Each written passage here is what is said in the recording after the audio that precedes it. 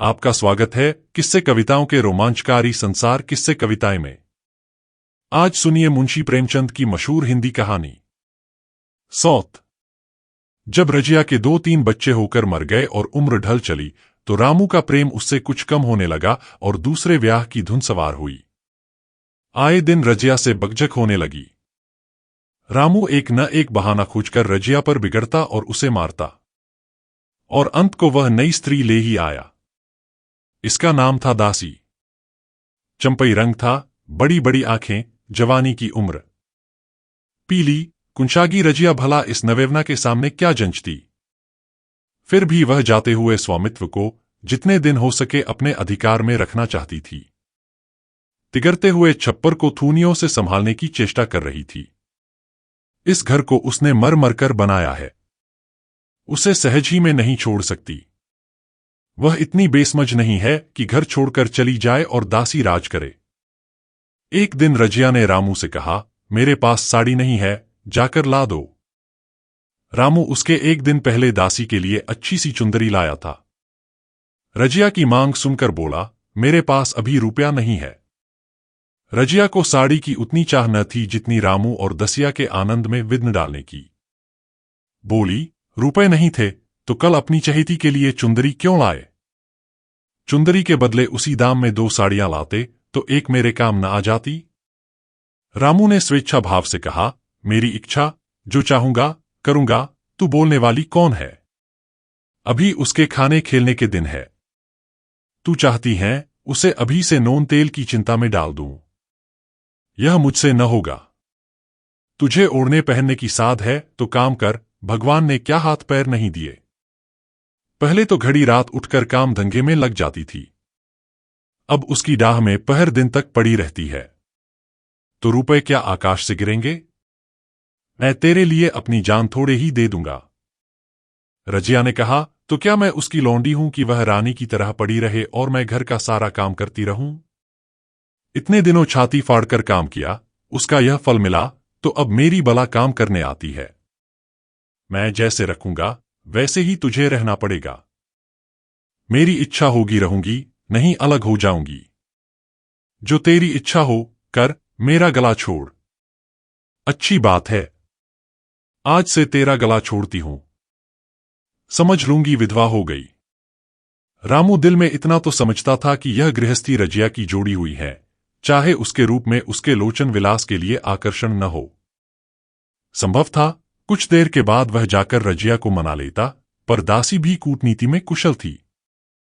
उसने गम्र लोहे पर चोटें जमाना शुरू की। बोली, आज देवी किस बात पर बिगड़ रही थी? रामू ने उदास मन से कहा, तेरी चुंदरी के पीछे रजिया महाभारत मचाए हुए है। अब कहती है अलग रहूंगी। मैंने कह दिया, तेरी जरे इच्छा होकर। दसिया ने औंखें मटकाकर कहा, यह सब नखरे है कि आकर हाथ पांव जोड़े, मनावन करें और कुछ नहीं। तुम चुपचाप बैठे रहो। 2-4 दिन में आप ही गर्मी उतर जाएगी। तुम कुछ बोलना नहीं, उसका मिजाज और आसमान पर चढ़ जाएगा। रामू ने गंभीर भाव से कहा, दासी, तुम जानती हो वह कितनी घमंडिन है। वह मुंह से जो बात कहती है उसे करके छोड़ती है। रजिया को भी रामू से ऐसी कृतज्ञता की आशा न थी। वह जब पहले की सी सुंदर नहीं, इसलिए रामू को अब उससे प्रेम नहीं है। पुरुष चरित्र में यह कोई असाधारण बात न थी, लेकिन रामू उससे अलग रहेगा, इसका उसे विश्वास ना आता था। यह घर उसी ने पैसा पैसा जोड़कर बनवाया। गृहस्थी भी उसी की जोड़ी हुई है। अनाज का लेन देन उसी ने शुरू किया। इस घर में आकर उसने कौन कौन से कष्ट नहीं झेले, इसीलिए तो कि पौरुख तक जाने पर एक टुकड़ा चैन से खाएगी और पड़ी रहेगी, और आज वह इतनी निर्दयता से दूध की मक्खी की तरह निकालकर फेंक दी गई। रामू ने इतना भी नहीं कहा, तू अलग नहीं रहने पाएगी। मैं या खुद मर जाऊंगा या तुझे मार डालूंगा, पर तुझे अलग न होने दूंगा। तुझसे मेरा ब्याह हुआ है, हंसी ठट्ठा नहीं है। तो जब रामू को उसकी परवाह नहीं है तो वह रामू को क्यों परवाह करे? क्या सभी स्त्रियों के पुरुष बैठे होते हैं? सभी के माँ बाप बेटे पोते होते हैं। आज उसके लड़के जीते होते तो मजाल थी कि यह नई स्त्री लाते और मेरी यह दुर्गति करते। इस निर्दयी को मेरे ऊपर इतनी भी दया न आई। नारी हृदय की सारी परवशता इस अत्याचार से विद्रोह करने लगी। वही आग जो मोटी लकड़ी को स्पर्श भी नहीं कर सकती, फूस को जलाकर भस्म कर देती है। दूसरे दिन रजिया एक दूसरे गांव में चली गई। उसने अपने साथ कुछ न लिया। जो साड़ी उसकी देह पर थी वही उसकी सारी संपत्ति थी। विधाता ने उसके बालकों को पहले ही छीन लिया था, आज घर भी छीन लिया। रामू उस समय दासी के साथ बैठा हुआ आमोद विनोद कर रहा था। रजिया को जाते देखकर शायद वह समझ न सका कि वह चली जा रही है। रजिया ने यही समझा। इस तरह तोरों की भांति वह जाना भी न चाहती थी। वह दासी को, उसके पति को और सारे गांव को दिखा देना चाहती थी कि वह इस घर से धेले की भी चीज नहीं ले जा रही है। गांव वालों की दृष्टि में रामू का अपमान करना ही उसका लक्ष्य था। उसके चुपचाप चले जाने से तो कुछ भी न होगा। रामू उल्टा सबसे कहेगा, रजिया घर की सारी संपदा उठा ले गई। उसने रामू को पुकार कर कहा, संभालो अपना घर, मैं जाती हूं। तुम्हारे घर की कोई भी चीज अपने साथ नहीं ले जाती। रामू एक क्षण के लिए कर्तव्य भ्रष्ट हो गया। क्या कहे उसकी समझ में नहीं आया। उसे आशा न थी कि वह यूं जाएगी। उसने सोचा था जब वह घर ढोकर ले जाने लगेगी तब वह गांव वालों को दिखाकर उनकी सहानुभूति प्राप्त करेगा। अब क्या करे। दसिया बोली, जाकर गांव में ढिंढोरा पीट आओ, यहां किसी का डर नहीं है। तू अपने घर से ले ही क्या आई थी जो कुछ लेकर जाओगी। रजिया ने उसके मुंह न लगकर रामू ही से कहा, सुनते हो अपनी चहेती की बातें, फिर भी मुंह नहीं खुलता। मैं तो जाती हूं, लेकिन दस्सो रानी, तुम भी बहुत दिन राज न करोगी। ईश्वर के दरबार में अन्याय नहीं फलता। वह बड़े बड़े घमंडियों का घमंड चूर कर देते हैं। दसिया ठट्ठा मारकर हंसी, पर रामू ने सिर झुका लिया। रजिया चली गई। रजिया जिस नए गांव में आई थी वह रामू के गांव से मिला ही हुआ था, अतएव यहां के लोग उससे परिचित हैं। वह कैसी कुशल गृहिणी है, कैसी मेहनती, कैसी बात की सच्ची, यह यहां किसी से छिपा न था। रजिया को मजूरी मिलने में कोई बाधा न हुई। जो एक लेकर दो का काम करे, उसे काम की क्या कमी। 3 साल तक रजिया ने कैसे काटे, कैसे एक नई गृहस्थी बनाई, कैसे खेती शुरू की, इसका बयान करने बैठें तो पोथी हो जाए। संचय के जितने मंत्र हैं, जितने साधन हैं, वे रजिया को खूब मालूम थे। फिर अब उसे लाग हो गई थी और लाग में आदमी की शक्ति का वारा पार नहीं रहता। गांव वाले उसका परिश्रम देखकर दांतों उंगली दबाते थे। वह रामू को दिखा देना चाहती है, मैं तुमसे अलग होकर भी आराम से रह सकती हूं। वह अब पराधीन नारी नहीं है, अपनी कमाई खाती है। रजिया के पास बैलों की एक अच्छी जोड़ी है। रजिया उन्हें केवल खली भूसी देकर नहीं रह जाती, रोज 2-2 रोटियां भी खिलाती है। फिर उन्हें घंटों सहलाती। कभी कभी उनके कंधों पर सिर रखकर रोती है और कहती है, अब बेटे हो तो, पति हो तो तुम ही हो। मेरी लाज अब तुम्हारे ही साथ है। दोनों बैल शायद रजिया की भाषा और भाव समझते हैं। वे मनुष्य नहीं, बैल हैं। दोनों सिर नीचा करके रजिया का हाथ चाटकर उसे आश्वासन देते हैं। वे उसे देखते ही कितने प्रेम से उसकी ओर ताकते लगते हैं, कितने हर्ष से कंधा झुलाकर पर जुआ रखवाते हैं और कैसा जी तोड़ काम करते हैं। यह वे लोग समझ सकते हैं जिन्होंने बैलों की सेवा की है और उनके हृदय को अपनाया है। रजिया इस गांव की चौधराइन है। उसकी बुद्धि जो पहले नित्य आधार खोजती रहती थी और स्वच्छंद रूप से अपना विकास न कर सकती थी, अब छाया से निकलकर प्रौढ़ और उन्नत हो गई है। एक दिन रजिया घर लौटी तो एक आदमी ने कहा, तुमने नहीं सुना चौधराइन, रामू तो बहुत बीमार है। सुना 10 लंघन हो गए हैं। रजिया ने उदासीनता से कहा, जूड़ी है क्या? जूड़ी नहीं, कोई दूसरा रोग है। बाहर खाट पर पड़ा था। मैंने पूछा, कैसा जी है रामू? तो रोने लगा। बुरा हाल है, घर में एक पैसा भी नहीं कि दवा दारू करें। दसिया के एक लड़का हुआ है। वह तो पहले भी काम धंधा न करती थी और अब तो लड़कोरी है, कैसे काम करने आए। सारी मार रामू के सिर जाती है। फिर गहने चाहिए, नई दुल्हन यूं कैसे रहे। रजिया ने घर के अंदर जाते हुए कहा, जो जैसा करेगा आप भोगेगा। लेकिन अंदर उसका जी न लगा। वह एक क्षण में फिर बाहर आई। शायद उस आदमी से कुछ पूछना चाहती थी और इस अंदाज से पूछना चाहती थी मानो उसे कुछ परवाह नहीं है। पर वह आदमी चला गया था। रजिया ने पूर्व पश्चिम जाकर देखा।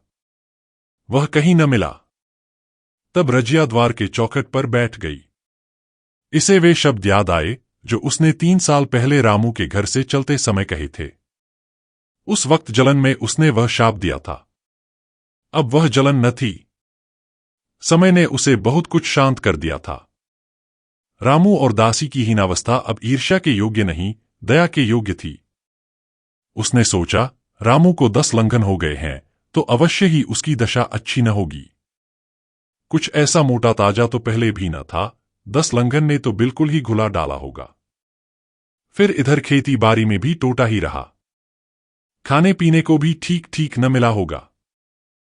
पड़ोसी की एक स्त्री ने आग लेने के बहाने आकर पूछा, सुना रामू बहुत बीमार हैं, जो जैसी करेगा वैसा पाएगा। तुम्हें इतनी बेदर्दी से निकाला कि कोई अपने बैरी को भी न निकालेगा। रजिया ने टोका, नहीं दीदी, ऐसी बात न थी। वे तो बेचारे कुछ बोले ही नहीं। मैं चली तो सिर झुका लिया। दसिया के कहने में आकर वह चाहे जो कुछ कर बैठे हों, यो मुझे कभी कुछ नहीं कहा। किसी की बुराई क्यों करूं? फिर कौन मर्द ऐसा है जो औरजों के बस नहीं हो जाता। दसिया के कारण उनकी यह दशा हुई है। पड़ोसिन ने आग न मांग, मुंह फेर कर चली गई। रजिया ने कलसा और रस्सी उठाई और कुएं पर पानी खींचने गई। बैलों को सानी पानी देने की बेला आ गई थी, पर उसकी आंखें उस रास्ते की ओर लगी हुई थीं जो मलसी रामू का गांव को जाता था। कोई उसे बुलाने अवश्य आ रहा होगा। नहीं, बिना बुलाए वह कैसे जा सकती है। लोग कहेंगे, आखिर दौड़ी आई ना। मगर रामू तो अचेत पड़ा होगा। 10 लंघन थोड़े नहीं होते। उसकी देह में था ही क्या। फिर उसे कौन बुलाएगा। दसिया को क्या गरज पड़ी है। कोई दूसरा घर कर लेगी। जवान है। 100 गाहक निकल आवेंगे। अच्छा, वह आ तो रहा है। हां, आ रहा है। कुछ घबराया सा जान पड़ता है। कौन आदमी है, इसे तो कभी मलसी में नहीं देखा, मगर उस वक्त से मलसी कभी गई भी तो नहीं। 2-4 नए आदमी आकर बसे ही होंगे। बटोही चुपचाप कुएं के पास से निकला। रजिया ने कलसा जगत पर रख दिया और उसके पास जाकर बोली, रामू महतो ने भेजा है तुम्हें। अच्छा तो चलो घर, मैं तुम्हारे साथ चलती हूं। नहीं, अभी मुझे कुछ देर है। बैलों को सानी पानी देना है, दिया बत्ती करनी है। तुम्हें रुपए दे दूं, जाकर दसिया को दे देना। कह देना कोई काम हो तो बुला भेजें। बटोही रामू को क्या जाने, किसी दूसरे गांव का रहने वाला था। पहले तो चकराया, फिर समझ गया। चुपके से रजिया के साथ चला गया और रुपए लेकर लंबा हुआ। चलते चलते रजिया ने पूछा, अब क्या हाल है उनका। बटोही ने अटकल से कहा, अब तो कुछ संभल रहे हैं। दसिया बहुत रोधो तो नहीं रही है। रोती तो नहीं थी। वह क्यों रोएगी। मालूम होगा पीछे। बटोही चला गया तो रजिया ने बैलों को सानी पानी किया, पर मन रामू ही की ओर लगा हुआ था। स्नेह स्मृतियां छोटी छोटी तारिकाओं की भांति मन में उदित होती जाती थीं। एक बार जब वह बीमार पड़ी थी, वह बात याद आई। 10 साल हो गए। वह कैसे रात दिन उसके सिरहाने बैठा रहता था। खाना पीना तक भूल गया था। उसके मन में आया क्यों न चलकर देख ही आवे। कोई क्या कहेगा। किसका मुंह है जो कुछ कहे। चोरी करने नहीं जा रही हूं। उस आदमी के पास जा रही हूं जिसके साथ 15-20 साल ही हूं। दसिया नाक सिकोड़ेगी। मुझे उससे क्या मतलब। रजिया ने किवाड़ बंद किए, घर मजूर को सहेजा और रामू को देखने चली, कापती, झिझकती, क्षमा का दान लिए हुए। रामू को थोड़े ही दिनों में मालूम हो गया था कि उसके घर की आत्मा निकल गई, और वह चाहे कितना जोर करे, कितना ही सिर खपाए, उसमें स्फूर्ति नहीं आती। दासी सुंदरी थी, शौकीन थी और फूहड़ थी। जब पहला नशा उतरा तो ठायं ठायम शुरू हुई। खेती की उपज कम होने लगी और जो होती भी थी वह ऊटपटांग खर्च होती थी। ऋण लेना पड़ता था। इसी चिंता और शोक में उसका स्वास्थ्य बिगड़ने लगा। शुरू में कुछ परवाह न की। परवाह करके ही क्या करता? घर में पैसे न थे। अताइयों की चिकित्सा ने बीमारी की जड़ और मजबूत कर दी और आज 10-12 दिन से उसका दाना पानी छूट गया था। मौत के इंतजार में खाट पर पड़ा कराह रहा था। और अब वह दशा हो गई थी जब हम भविष्य से निश्चिंत होकर अतीत में विश्राम करते हैं, जैसे कोई गाड़ी आगे का रास्ता बंद पाकर पीछे लौटे। रजिया को याद करके वह बार बार रोता और दासी को कोसता, तेरे ही कारण मैंने उसे घर से निकाला। वह क्या गई, लक्ष्मी चली गई। मैं जानता हूं, अब भी बुलाऊं तो दौड़ी आएगी, लेकिन बुलाऊं किस मुंह से? एक बार वह आ जाती और उससे अपने अपराध क्षमा करा लेती, फिर मैं खुशी से मरता। और लालसा नहीं है। सहसा रजिया ने आकर उसके माथे पर हाथ रखते हुए पूछा, कैसा जी है तुम्हारा? मुझे तो आज हाल मिला। रामू ने सजल नेत्रों से उसे देखा पर कुछ कह न सका। दोनों हाथ जोड़कर उसे प्रणाम किया, पर हाथ जुड़े ही रह गए और आंख उलट गई। लाश घर में पड़ी थी। रजिया रोती थी, दसिया चिंतित थी। घर में रुपए का नाम नहीं। लकड़ी तो चाहिए ही, उठाने वाले भी जलपान करेंगे ही, कफन के बगैर लाश उठेगी कैसे? 10 से कम का खर्च न था। यहां घर में 10 पैसे भी नहीं। डर रही थी कि आज गहन आफत आई। ऐसी कीमती भारी गहने ही कौन थे? किसान की बिसात ही क्या, 2-3 नग बेचने से 10 मिल जाएंगे। मगर और हो ही क्या सकता है? उसने चौधरी के लड़के को बुलाकर कहा, देवर जी, यह बेड़ा कैसे पार लागे?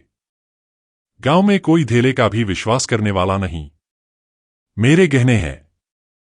चौधरी से कहो, इन्हें गिरो रखकर आज का काम चलाएं, फिर भगवान मालिक है।